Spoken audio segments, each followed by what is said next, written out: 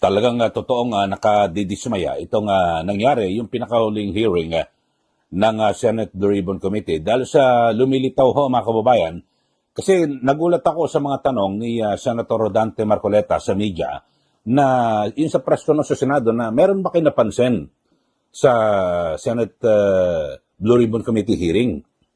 So, hindi makasagot din yung ibang mga taga-media kasi siyempre alam nyo naman yung mga reporter talagang abala at napakaraming mga istorya na pinapollow up. So, nag-research po ako. So, nakita ko ho mga kababayan na talagang mukhang nakadisenyo yung nasabing hearing para i-clear at linisin yung pangalan o maabsuelto. Ito pong si dating House Speaker Martin Romualdez. Alam nyo ho yung issue, yung una na talagang pinaputok ko ni Senator Ping Lacson na kung saan ay meron daw titistigo na kung saan ay may-ari at may alam sa bahay na binili ni Romualdez at ang ginamit ay si Curly Discaya. O yun ho. So, di ba, matatandaan nyo talagang mukhang malaki ito at doon makikita yung connection, yung pag-connect kay Romualdez at sa mga Discaya dito po sa contractor. So, 1 plus 1, ibig sabihin, yari na sa flood control scandal na ito. Pero lumilitaw ho mga kababayan na parang talagang nakadisenyo na maabsuelto at maalis po ang sangkot ni Romualdez dito po sa isyong ito. Eto ho. Yung tanong ho, di ba, nagtanong ho si Senator Rodante Marcoleta sa dalawang sinasabing empleyado na nangungupahan doon sa property, yung sa 30 Taman Street, diyan po sa Forbes Park. Nagulat ho ako nung nireview ko talagang hindi ho pinasagot yung mga testigo. Ang sumagot ay walang iba kundi si Senator Ping Lacson. Pero ito, panoorin niyo muna mga kababayan. At merong parang tinatanong ko siya, may gustong ipaintindi.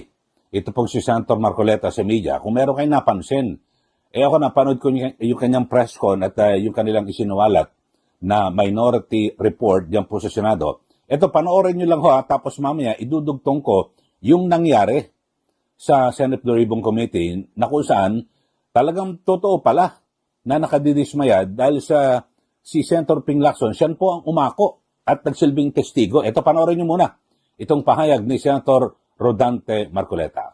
Ang testigo na iniharap ng chairman ng Blue Ribbon na nakatakip ang kanilang muka, yung dalawang binibini na di umano ay mga staff ng nagre-renta dun sa bahay na pag-aari ng isang tao. Meron ba kayong napansin doon nung ako'y nagtatanong sa kanilang dalawa? Sana po makapagtanong naman ako sa inyo. Meron ba kayong napansin nung tinatanong ko yung dalawang testigo kung sino po yung sumasagot? Kasi po kung nagtatanong ang isang katulad namin at dinidirekta yung tanong sa kanya, dapat siya po yung sumagot, di ba? O yan po, ay nagtatanong ho si Senator Marcoleta para sa media, baka may napansin ho kayo. So nung mapanood ko itong press con, chinik ko yung binalikan ko kasi hindi ko naman nasubaybayan. Napakatagal ho ng hearing ng Senate Blue Ribbon Committee. At nagbabase nila ako sa mga balibalita. So, nung binalikan ko ho mga kababayan, ito ho nga Senate Blue Ribbon Committee, yun nga, totoo na ito pong si Senator Ping Lacson, siya po ang nagdala ng testigo sa dalawa, na naka-face mask pa ho, nakatakip pa ho yung mukha. Tapos, nung nagtatanong na po, ito hong si Senator Marcoleta, ang sumasagot, Senator Ping Lacson.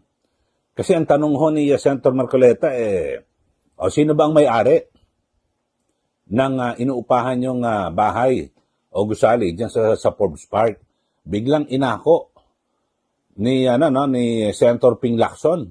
At lahat ng mga detalye, siya na ho ang sumagot ang tinatanong ho yung testigo hindi naman testigo si Senator Ping Lacson. Ito, panoorin nyo ho Ito, magandang eksena ho ito. At sigurado, kayo ho ay makapag-iisip kung bahala na ako kung anong gusto niyo isipin. Pero ako, parang nahihiwagaan ako rito. Ito, panoorin niyo mga kababayan, ito yung nangyaring pagtatanong ni Senator Marcoleta sa dalawang testigo. Pero ang sumasagot ay ito po si Senator Ping Lacson. Hindi naman siya tinatanong eh. Dapat yung dalawang testigo, yun pong sumagot. Ito, panoorin nyo, mga kababayan, yung ilang bahagi ng eksena sa ginanap na Senate Blue Ribbon Committee hearing. Sino yung may-ari ba talaga nung bahay na yon? Your Honor, hindi po kami aware kung sino po yung owner mismo, but we are... I will answer that. Ang may-ari po dati, Doris Magsaysay Ho. And you were there as what? Staff ng tenant. May tenant kasi si Doris Magsaysay Ho na sila nakatira, sila yung staff. So nung nabenta, existing pa yata yung lease contract, so hindi sila umaalis. Pero pinipilit silang umalis nung bagong owner. And allegedly, ang bagong owner is Martin No. Romualdez. Yun ang sinasabi. Yun ang sinasabi mo kanina. Yes. At referring to Diskaya. No, let's based on documents, yung bahay na ibenta sa isang corporation, Golden Peasant Holdings Corporation. Incidentally, the major stockholder, also used to sit in the board of at least two corporations associated with the former speaker. Ito yung Benguet Corporation. I think mining yata ito. Yung isa yung may joint venture sa ABS-CBN. Dito yung pangalan. Teka. Romualdez something.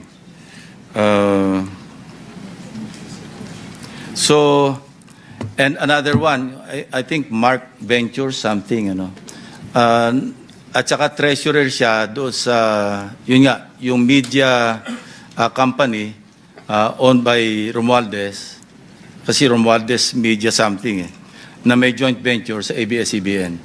So yun ang association. So, no, we're not trying to implicate the former speaker, Hindi tayo nagta-target dito.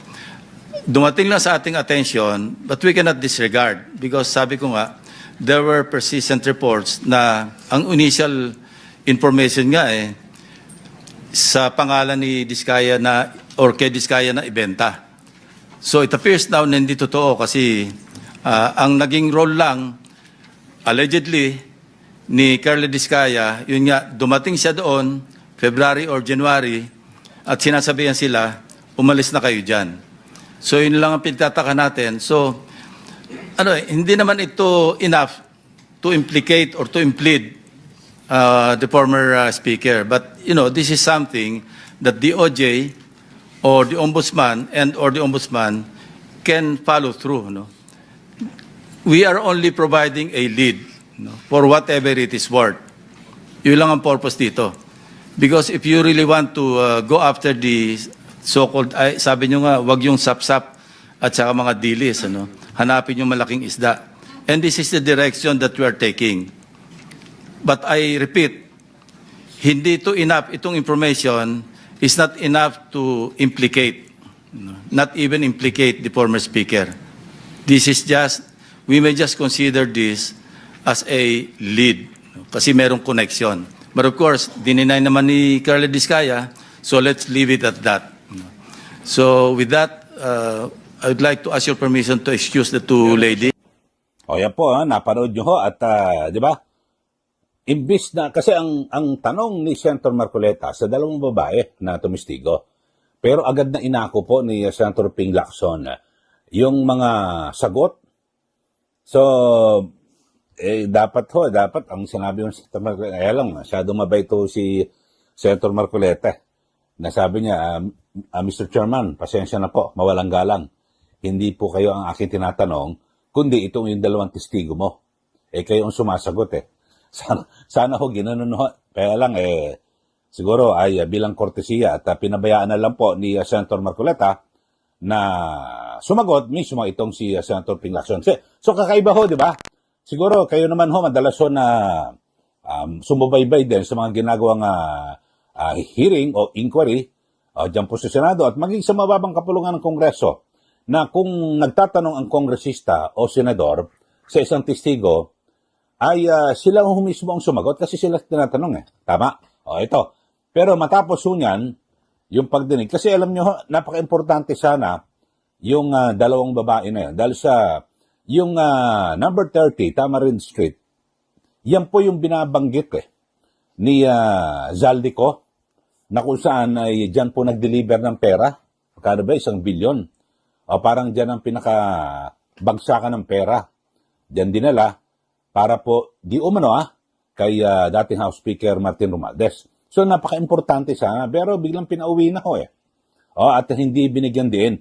So parang ang ginawa ko, pinadisplay doon na merong titistigo, yung pala, wala namang mga alam sa detalye. Dapat ho, ang aking inaasahan ng mga kababayan, ako bilang isang veteranong mamahayag, pagdating doon, nitong dalawang testigo, ay kanyang ilalantad, eto ho, dito kami nag-opisina, tapos ito yung aming lease contract, dito po sa dating may-ari, tapos sana ipinakita rin yung deed of sale kung totoo na naibenta nga kay Martin Romualdez yung itong yung bahay na yan at lupa diyan po sa Forbes Park. Pero wala akong ganun Parang minadali. At ang nangyari ho mga kababayan, pagkatapos noon, eto na ho si Senator Ping Lacson. At ang sabi niya ay sa nangyaring investigasyon na yan ay hindi pa raw sapat ang ebidensya upang idiin o direktang iugnay ito pong si Romualdez sa mga aligasyon ng anomalya kaugnay ng isyong South Forbes Park. Siya ang nagpalabas ho niyan dapat na-imbestiga na ho at kung mahina pala yung mga ebidensya, dapat hindi na iniharap sa Senate Blue Ribbon Committee. Ganun naman ho, di ba? Titignan mo muna, ano ba yung mga ebidensya? Kung mahina ebidensya, hindi mo na iniharap. Pero talagang pinasipot dito po sa hearing para palitawin na wala palang ebidensya. So, napakalinis pala ng dating speaker at walang kinalaman dito sa anomalyang ito. Parang ganun po ang nangyayari. So sa ngayon, hindi raw sapat yung impormasyon para ma-implicate. Ang akala ko nga ho, mga kababayan, nung una, ang sabi niya ay titistigo mismo yung dating may-ari at patutunayan na sabi na talagang si Curly Discaya ang bumili. Pero ang tunay na may-ari, itong si Romualdez. Yun ang una bago magsimula yung hearing. Yun ang usap-usapan. Ako, mukhang may pasasabugin na bomba itong si Senator Ping Lacson. Diyan po sa Senate Blue Ribbon Committee, yung pala wala. No? Kaya ang nangyari ho, mga kababayan, yun na ho. Naglabas na po ng sariling report yung minorya diyan po sa Senado at nakusaan, yun ho.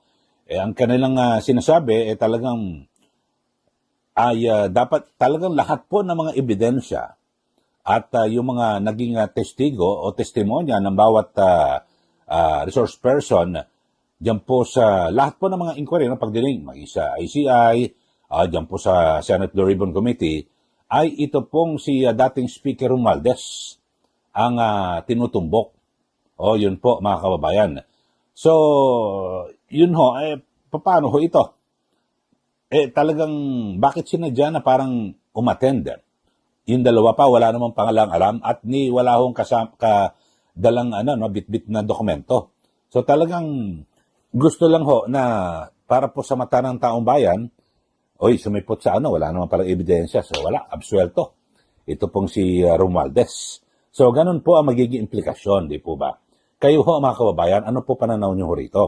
Kasi, ngayon lang ho ako nakakita na ang isang testigo na tinatanong ng isang senador, ang senador ang sumasalo. Sinasalo niya ho mga kababayan. So, di ba, ang commission nga, di ba, pag hindi nga ho sumagot yung testigo, yung pinaka-chairman o yung nagpipreside po ng hearing, papagalitan pa yung testigo, sagutin mo yung tanong ng senador. Talagang ganun Pero dito ho, inako ho mismo biglang sumingit ho itong si Senator Ping Lacson na sinabi niya, hindi, ako na sasagot, ito yung may-ari. Yun ho, mga kababayan. Kaya sabi ho, nila Senator Marcoleta, dismayado raw po sila sa nangyaring pagdinig ng Senate Blue Ribbon Committee at yung takbo po ng investigasyon. So nakukulangan po sila At ayon po kay Senator Marcoleta, marami umanong mahalagang lead ang nababanggit sa mga pagdinig. Ngunit, hindi na ito nasusundan o napalalaliman pa. O yun po. At inaasahan niyang magiging mas agresibo at masinsinan yung direksyon ng investigasyon, lalo na sa mga detalye at dokumentong diretsong binanggit ng mga testigo. So, sabi niya, so it's a little bit disappointing on my part, sabi ho niya, no? Napanood ko yung sabi ho ni Senator Marcoleta. So, bitin daw po yung investigasyon. At kabilang sana sa nais niyang mas tutukan, yung mga dokumentong may kaugnayan. Ito yung minabanggit natin. Sa number 30, Tamarind Street, na nabanggit sa testimonya. Yung dalawang babae na naka-face mask at mas malalim na pagtatanong sa dating opisyal ng gobyerno na naroon mismo sa hearing. Kasi tama naman ho, kasi itong number 30, Tamarind Street, nabanggit ho ito ni Zaldico na dyan po binabagsak yung pera, yung 1 billion ata yun tapos ay nandun din nakikita yung USEC po ng DOJ, yung si Cadiz. So, sana dapat kung talagang gustong tikdikin itong si Romualdez, kaso hindi po Parang i-display tapos ay wala palang ebidensya. Sana hindi mo na pinasipot kung wala palang bitbit na ebidensya, di po ba? At bilang tugon sa pagkakadismaya, yun po, si Senator Marcoleta ay nagsulong ng isang minority report. Nagpa-press con po sila kasama si Senator Amy Marcos at nagsisilbing babala na may mga aspeto ng investigasyon na maaring maiwan at matabunan kung hindi agad kikilos ang komite. So para po sa Senador, ang investigasyon ng Senado ay hindi dapat matapos sa banggit kundi sa pagpapatunay. Hindi yung mga babanggitin nila yung pangalan, kung ano-ano. So dapat talagang patunayan. So maganda ho sana, tama ho yung may punto ho si Senator Marcoleta na sana na diinan ng gusto yung number 30 Tamarind Street diyan po sa South Forbes Park, di po ba? Wala ho kasi yan ho ang binanggit ni ni dating Congressman Zaldico na pinagdala ng pera 1 billion para di umano kay Romualdez. Wala po natabunan ho yun lang ho, masaklap. Kayo ho, ano masasabi niyo rito? Kasi dito, hindi po maiwasan at magiging persepsyon ng lahat na tila ginawa, nakadisenyo yung nasabing hearing para linisin ang pangalan at palitawin na hindi involved o wala pang sapat na basihan o ebidensya para madiin sa kaso ito pong si Romualdez dito po sa isyong ito. Kayo ho, magbigay na po kayo ng comment. Siguro, napanood nyo naman ho yung tanong ho ni Senator Marcoleta sa testigo, pero ang umaako ng sagot si Senator Ping Lacson. Napanood nyo naman ho siguro, kung nakalimutan, balikan nyo ho itong ating itong